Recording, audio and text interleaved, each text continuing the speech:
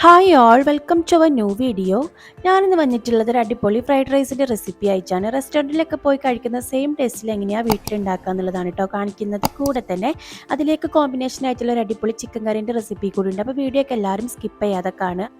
ആദ്യം തന്നെ fried rice ഉണ്ടാക്കുന്നതിൻ്റെ recipe നോക്കാം. അപ്പോൾ ഞാനിതാ വെള്ളം തിളപ്പിക്കാനായിട്ട് വെച്ചിട്ടുണ്ട്. വെള്ളം തിളച്ച് വന്ന സമയത്ത് ഇതാ അതിലേക്ക് അരിയാണ് ഇട്ടെടുക്കുന്നത്. കുറച്ച് ഉപ്പും കൂടി വെള്ളത്തിലിട്ടിട്ടുണ്ടായിരുന്നു. ഞാനിവിടെ എടുത്തിട്ടുള്ളത് ബസ്മതി റൈസാണ്. ഇനി ഇതൊന്ന് ഒരു 7-8 മിനിറ്റ് മാത്രം വേവിച്ചെടുത്താൽ മതി കേട്ടോ. ഇത് അരി ഇട്ടതിന് ശേഷം ജസ്റ്റ് ഒന്ന് ഇളക്കി കൊടുത്തിട്ട് ഒരു 7 മിനിറ്റ് ഒന്ന് മൂടി വെച്ചിട്ട് വേവിക്കാം. അപ്പോൾ ഇതാ കറക്റ്റ് ഒരു 8 മിനിറ്റ് കഴിഞ്ഞ സമയത്ത് ഇതാ നോക്കിയപ്പോൾ ഇതാ ഈ ഒരു പരുവത്തിന് വെന്തിട്ടുണ്ട് കേട്ടോ. നമുക്ക് ഈ ഒരു പരുവത്തിലാണ് വെന്ത് കിട്ടേണ്ടത്. ഇനി നമുക്കിതൊന്ന് ഊറ്റി മാറ്റി വെക്കാം. ഞാൻ ഈ റൈസ് ഉണ്ടാക്കാൻ എടുത്തിട്ടുള്ള വെജിറ്റബിൾസ് ഇതാ 2 കളറിലുള്ള ക്യാപ്സിക്കം ഉണ്ട്, യെല്ലോയും ഗ്രീനും.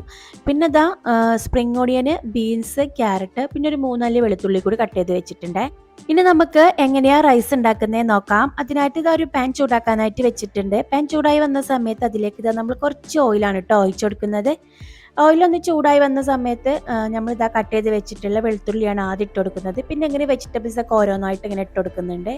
എല്ലാ വെജിറ്റബിൾസും ഈ സമയത്ത് തന്നെയാണ് കേട്ടോ നമ്മൾ ആഡ് ചെയ്ത് കൊടുക്കുന്നത്. വെജിറ്റബിൾസ് ഒക്കെ നമ്മളെ ഇഷ്ടത്തിനനുസരിച്ചിട്ടുള്ള ക്വാണ്ടിറ്റി എടുക്കാം കേട്ടോ. കൂടുതൽ വെജിറ്റബിൾസ് വേണമെന്നുണ്ടെങ്കിൽ കൂടുതലായിട്ട് എടുക്കാം. ഞാനിവിടെ കുറച്ച് ഉള്ളതും കുറേശ്ശെയാണ് എടുത്തിട്ടുള്ളത്. അങ്ങനെ ഇതാ വെജിറ്റബിൾസ് ഒക്കെ നമ്മൾ ഇതാ ഈ പാനിലേക്ക് ഇട്ടെടുത്തിട്ടുണ്ട്. ഇങ്ങനെ കാണുമ്പോൾ നല്ലൊരു ഭംഗിയിലേക്കാണ് എല്ലാ വെജിറ്റബിൾസും കൂടി. ഇനി ഇത് നന്നായിട്ടൊന്നെല്ലാം കൂടി മിക്സ് ചെയ്ത് കൊടുക്കുക. ഈ ഒരു സമയത്ത് നമുക്ക് ഇത് അതിലേക്ക് കുറച്ച് ഉപ്പും കൂടി ഇട്ട് കൊടുക്കാം കേട്ടോ. വെജിറ്റബിൾസ് ഒക്കെ പെട്ടെന്ന് വാടി കിട്ടാൻ വേണ്ടിയിട്ടാണ്. ഇനി ഇതെല്ലാം കൂടി ഒന്ന് മിക്സ് ആക്കിയതിന് ശേഷം വേണമെന്നുണ്ടെങ്കിൽ 2 മിനിറ്റ് ഒന്ന് മൂടി വെച്ചിട്ടൊന്ന് വേവിക്കാം. അല്ലാന്നുണ്ടെങ്കിൽ ജസ്റ്റ് ഇങ്ങനെ ഒന്ന് വഴറ്റി കൊടുത്താൽ മതി കേട്ടോ.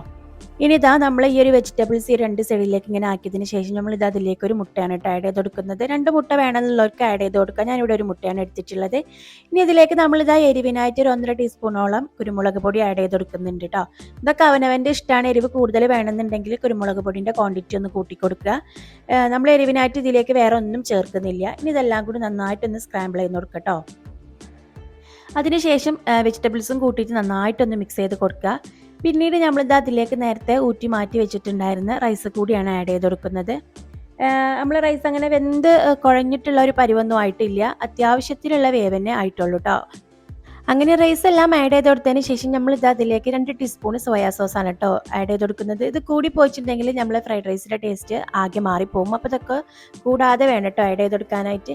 ഇനി ഇതെല്ലാം കൂടി നന്നായിട്ടൊന്ന് മിക്സ് ചെയ്ത് കൊടുക്കുക. താഴെ കിടക്കുന്ന വെജിറ്റബിൾസും മുട്ടയും ഈ റൈസും കൂടി കൂടുന്ന പോലെ നന്നായിട്ടൊന്ന് മിക്സ് ചെയ്ത് കൊടുക്കുക.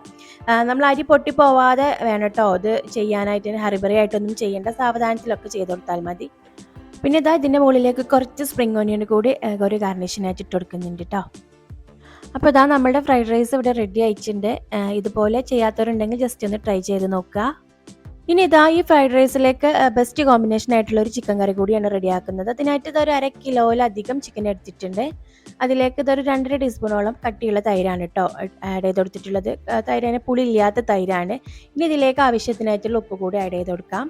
അതിനുശേഷം അതിലേക്കുള്ള പൊടികൾ ഇട്ടെടുക്കുന്നുണ്ട്. 1 ടീസ്പൂൺ മുളക് പൊടി, 1/2 ടീസ്പൂൺ മഞ്ഞൾപ്പൊടി, 1/2 ടീസ്പൂൺ മല്ലിപ്പൊടി, പിന്നെ ഇതാ 1 ടീസ്പൂണ് ഫ്രഷ് ക്രീം കൂടിയാണ് കേട്ടോ ആഡ് ചെയ്ത് കൊടുക്കുന്നത്. 1 ടീസ്പൂൺ ഇഞ്ചി വെളുത്തുള്ളി പേസ്റ്റ് കൂടി ഞാനിതിലേക്ക് ആഡ് ചെയ്ത് കൊടുക്കുന്നുണ്ട്. ഇനി ഇതെല്ലാം കൂടി നന്നായിട്ടൊന്ന് മിക്സ് ചെയ്ത് കൊടുക്കുക കേട്ടോ.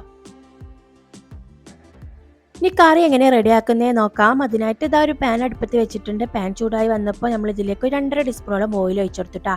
പിന്നെ ഇതാ മീഡിയം സൈസിലുള്ള 2 സവോള കനം കുറച്ചിട്ട് സ്ലൈസ് ചെയ്തതും ഒരു പിടി കശുവണ്ടിയും കൂടി ഇതിലേക്ക് ഇട്ട് കൊടുത്തിട്ടുണ്ട്. ഇതെല്ലാം കൂടി 2-3 മിനിറ്റ് നന്നായിട്ടൊന്ന് വഴറ്റിയെടുക്കാം കേട്ടോ. കനം കുറച്ച് അരിഞ്ഞതുകൊണ്ട് തന്നെ പെട്ടെന്ന് വഴണ്ട് കിട്ടും. ഇതാ ഒരു 3-4 മിനിറ്റ് കഴിഞ്ഞപ്പോൾ ഇതുപോലെ ഒരു ഗോൾഡൻ കളറായി വന്നിട്ടുണ്ട്. നമുക്ക് ഫ്ലെയിം ഒന്ന് ഓഫ് ചെയ്യാം. പിന്നെ അതാ ആ ഒരു സവോളയും കശുവണ്ടിയും കൊണ്ട് നന്നായിട്ടൊന്ന് ചൂടാറി കഴിഞ്ഞിട്ടുണ്ടെങ്കിൽ ഇത് അതുപോലെ ഒരു മിക്സിയുടെ ജാറിലിട്ടിട്ട് നന്നായിട്ടൊന്ന് പേസ്റ്റ് പരുവത്തിലൊന്ന് അരച്ചെടുക്കുക കേട്ടോ. ചൂടാറിയതിന് ശേഷം മാത്രം അരച്ചെടുക്കുക. സവാള വഴറ്റിയെടുത്തിട്ടുള്ള സെയിം പാൻ തന്നെയാണ് കേട്ടോ ഞാനിവിടെ കറി ഉണ്ടാക്കാനായിട്ട് യൂസ് ചെയ്യണത്. അപ്പോൾ അതിൻ്റെ ഓയിൽ തന്നെ ആ ഒരു പാത്രത്തിലുണ്ട്. ഇനി അതിലേക്ക് നമ്മൾ അരച്ച് വെച്ചിട്ടുള്ള സവോളേൻ്റെ പേസ്റ്റ് ആഡ് ചെയ്ത് കൊടുക്കുക.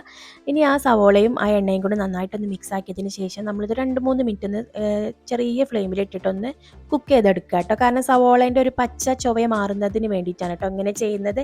അല്ലാന്നുണ്ടെങ്കിൽ നമ്മൾ ആ ഒരു സവോളേൻ്റെ ടേസ്റ്റിന് മുന്നിൽ നിൽക്കും, അതില്ലാതിരിക്കാനാണ് കേട്ടോ.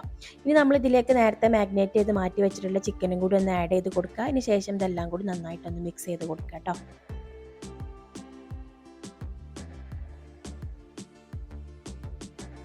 ഇനി നമുക്ക് ദാ ഈ സമയത്ത് കുറച്ച് ഉപ്പും കൂടി ഒന്ന് ഇട്ട് കൊടുക്കാം. ഉപ്പ് ചെക്ക് ചെയ്തിട്ട് ഉപ്പില്ലാന്നുണ്ടെങ്കിൽ അതിനനുസരിച്ച് ഇട്ട് കൊടുക്കാം കേട്ടോ. ഇവിടെ ജസ്റ്റ് ഒന്ന് ഇളക്കിയതിന് ശേഷം നമുക്കിതൊന്ന് മൂടി വെച്ചിട്ട് വേവിക്കാം. നമുക്കങ്ങനെ കൂടുതൽ കറിൻ്റെ ആവശ്യമില്ല, ഒരു ഗ്രേവി ടൈപ്പാണ് വേണ്ടത്. അപ്പോൾ ഇതൊന്ന് മൂടി വെച്ചിട്ട് വേവിക്കാം.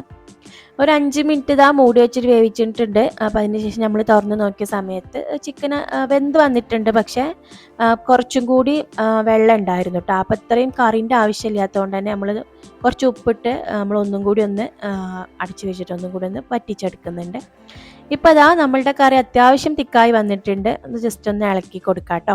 ഇനി നമ്മൾ ഈ കറിയിലേക്ക് സീക്രട്ടായിട്ട് ടേസ്റ്റിന് ആഡ് ചെയ്യുന്ന ഒരു സംഭവമാണ് കേട്ടോ ഈ ഒരു കസ്തൂരി മേത്തി. ഈ ഒരു സംഭവം ഇട്ട് കഴിഞ്ഞിട്ടുണ്ടെങ്കിൽ കറിക്ക് ഭയങ്കര ടേസ്റ്റാണ്, സ്പെഷ്യലായിട്ടുള്ളൊരു ടേസ്റ്റ് തന്നെയാണ് കേട്ടോ. അപ്പോൾ ഇത് ഇടാത്ത ആളുകളുണ്ടെങ്കിൽ ഇതും കൂടി ഇട്ടിട്ട് ഇങ്ങനെ കറി റെഡിയാക്കി നോക്കാം. പിന്നെ നമ്മൾ ഇതിലേക്ക് ആഡ് ചെയ്തെടുക്കുന്നത് മല്ലിയിലയാണ് കേട്ടോ. ഇതെല്ലാം കൂടി നന്നായിട്ടൊന്ന് മിക്സ് ചെയ്ത് കൊടുക്കുക.